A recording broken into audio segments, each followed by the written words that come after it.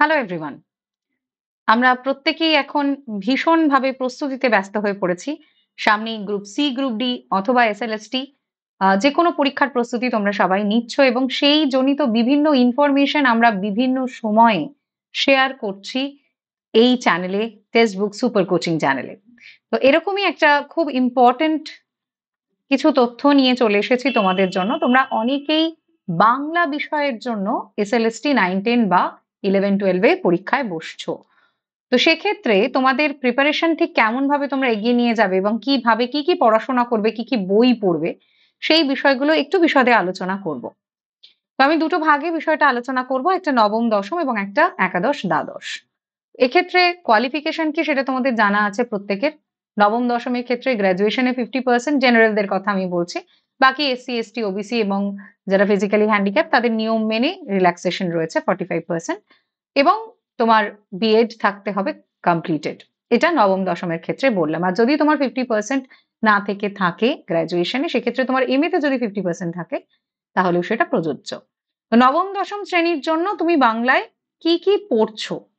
প্রথমেই আমরা জানি যে নবম এবং দশম শ্রেণীর প্রথম ভাষা যাদের বাংলা প্রথম ভাষা, তাদের টেক্সট দুটো, 9 এর একটা 10 এর একটা। ক্লাস 9 এর জন্য সাহিত্য সঞ্চয়ন নবম শ্রেণীর এবং ক্লাস 10 এর জন্য সাহিত্য সঞ্চয়ন দশম শ্রেণীর। দুটো সেপারেট বই, দুটো কিন্তু একই বই নয়, দুটো সেপারেট বই, কিন্তু দুটোর নামই সাহিত্য সঞ্চয়ন। একটা নবম শ্রেণী এবং একটা দশম শ্রেণী। এর টেক্সট গুলো তোমাকে সম্পূর্ণটাই পড়ে ফেলতে হচ্ছে। নেক্সট আসছে দ্বিতীয় ভাষা যাদের বাংলা, সেকেন্ড ল্যাঙ্গুয়েজ বাংলা। অনেক স্কুলই রয়েছে ইংলিশ মিডিয়াম স্কুল। তোমরা জানো নিশ্চয়ই পশ্চিমবঙ্গ মধ্যশিক্ষা পর্ষদে বা উচ্চ মাধ্যমিক শিক্ষা পর্ষদে পশ্চিমবঙ্গের মানে গভর্নমেন্ট স্কুল অনেকই কিন্তু ইংলিশ মিডিয়াম রয়েছে, বা মানে একই হয়তো স্কুল, বাংলা মিডিয়াম এবং ইংলিশ মিডিয়াম দুটো একত্রে চলে। তো সেই দ্বিতীয় ভাষা যেখানে বাংলা, অর্থাৎ সেকেন্ড ল্যাঙ্গুয়েজ যেখানে বাংলা, সেখানে কিন্তু টেক্সটটা হচ্ছে সাহিত্য সম্ভার। সাহিত্য সম্ভার এটা 9 এবং 10 এর জন্য। সাহিত্য সম্ভার 9 এর এবং 10 এর জন্য। এটাও কিন্তু তোমাদের তৈরি করতে হচ্ছে। শুধুই যে প্রথম ভাষার জন্য সাহিত্য সঞ্চয়ন পড়ছো তা নয়। সাহিত্য সম্ভারটাও কিন্তু তোমাকে তৈরি করতে হচ্ছে দ্বিতীয় ভাষার জন্য। ঠিক আছে? দ্বিতীয় ভাষা যাদের বাংলা, ইংলিশ মিডিয়াম যেগুলোতে, তাদের জন্য। ঠিক আছে? আচ্ছা, আর কি থাকছে? আর থাকছে সহায়ক পাঠ হিসাবে কোনি, যেটা প্রথম ভাষায় পড়ানো হয়, এবং প্রফেসর শঙ্কু দ্বিতীয় ভাষায় পড়ানো হচ্ছে। কোনি এবং প্রফেসর শঙ্কু এই দুটোও কিন্তু তোমাদের, এই সহায়ক পাঠ যে দুটো রয়েছে সে দুটোও কিন্তু তোমাদের খুব ভালো করে টেক্সট গুলোকে তৈরি করে ফেলতে হচ্ছে। এক্ষেত্রে এসএলএসটি প্রিপারেশনে সাবজেক্টের ক্ষেত্রে আমরা সাবজেক্টের যেগুলো টেক্সট বুক আছে সেগুলোই কিন্তু সব থেকে বেশি ফোকাস করব। হ্যাঁ, তারপর বিভিন্ন প্রশ্ন উত্তরের প্যাটার্ন নিয়ে নিশ্চয়ই আলোচনা হবে, কিন্তু আমাদের যেটা প্রাইমারি কাজ তা হলো এই প্রতিটি বই সংগ্রহ করা বা এর পিডিএফ সংগ্রহ করা, যেগুলো ইন্টারনেটে অ্যাবসলিউটলি অ্যাভেলেবেল, সেগুলো সংগ্রহ করে নিয়ে পড়াশোনা শুরু করে দেওয়া এবং একদম টেক্সচুয়াল পড়াশোনা করা, যেটা খুব খুব খুব ইম্পর্টেন্ট। এরপরে আসছে বাংলা সাহিত্যের ইতিহাস। বাংলা সাহিত্যের সম্পূর্ণ ইতিবৃত্ত, এটা আমরা সবাই অনার্সে পড়েছি, তাই তো? বাংলা সাহিত্যের সম্পূর্ণ ইতিবৃত্ত অসিত বন্দ্যোপাধ্যায়, অসিত কুমার বন্দ্যোপাধ্যায়। অসিত বন্দ্যোপাধ্যায়ের এই বইটা পড়েনি এরকম ছাত্র বাংলা অনার্সের বোধহয় খুঁজে পাওয়া যাবে না। তো বাংলা যারা বাংলা সাহিত্যের ইতিহাস 9-10 এর জন্য যারা পড়ছো তাদের জন্য অসিত বন্দ্যোপাধ্যায়ের সম্পূর্ণ ইতিবৃত্তটা যথেষ্ট, মানে সাফিসিয়েন্টই আমি বলতে পারি। এটাই খুব ভালো করে তৈরি করো তাহলেই হবে। এটাই খুব ভালো করে তৈরি করে ফেলো। আর ব্যাকরণের ক্ষেত্রে আমি বলবো যে বামনদেব চক্রবর্তী যার কাছে আছে তার আর as such চিন্তার কোনো ব্যাপার নেই। বামনদেব চক্রবর্তী আমাদের জন্য সাফিসিয়েন্ট, আর দরকার নেই। তবে হ্যাঁ, 9-10 এর অমল পালের একটা বই রয়েছে। অমল পালের বইটা দেখতে পারো। কারণ অনেকে আমাকে বলেছে আগেও যে বামনদেব তাদের কঠিন মনে হয়। সেক্ষেত্রে অমল পালের 9-10 এর বইটা দেখতে পারো, ভালো বই। ঠিক আছে? ভালো বই এবং খুব সুন্দরভাবে উদাহরণগুলো দেওয়া আছে। আমার পার্সোনালি খুবই ভালো লেগেছে। তো অমল পালের বইটা, যেটা 9-10 এর ব্যাকরণ বইটা, সেটাও কিন্তু দেখতে পারো। ঠিক আছে? তাহলে সাহিত্যের ইতিহাসে অসিত বন্দ্যোপাধ্যায় পুরোটা তৈরি করলেই হবে। তুমি দেবেশ আচার্যর বই বা কিছু বই রেফারেন্স হিসেবে পড়তে পারো, অসুবিধা কিছু নেই। বাট প্রিলিমিনারি ভাবে এইগুলোকে তৈরি করে ফেলো।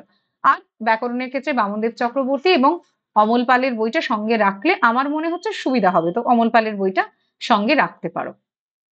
এছাড়াও কি হতে পারে না, এই অনুবাদ অনুষঙ্গ যেটা কিনা অ্যাড করা হয়েছে, এই অনুবাদ অনুষঙ্গে কিন্তু খুব একটা বেশি বই তুমি একত্রে বিশেষ পাবে না।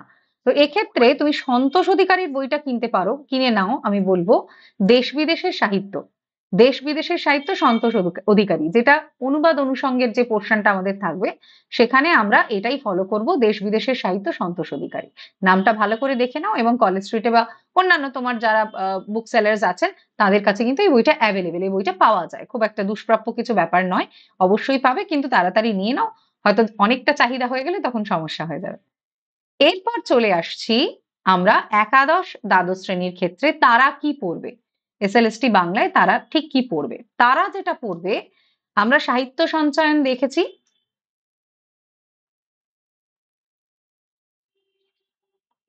সাহিত্য সঞ্চয়ন 9-10 দেখেছি। এখানে সাহিত্য চর্চা প্রথম ভাষার ক্ষেত্রে, আর দ্বিতীয় ভাষার ক্ষেত্রে এখানে সাহিত্য কথা, দুটোই কিন্তু আমাদের তৈরি করতে হচ্ছে, প্রথম ভাষা হোক বা দ্বিতীয় ভাষা হোক, দুটোই কিন্তু আমাদের তৈরি করতে হচ্ছে।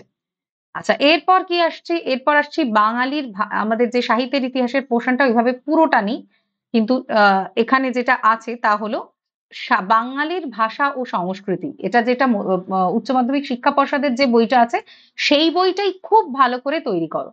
উচ্চ মাধ্যমিক শিক্ষা পর্ষদের যে বইটা, সেটাই খুব ভালো করে তৈরি করো। আদার্স বই খুব একটা প্রয়োজন হবে না, ওই বইটা তৈরি করলেই হবে।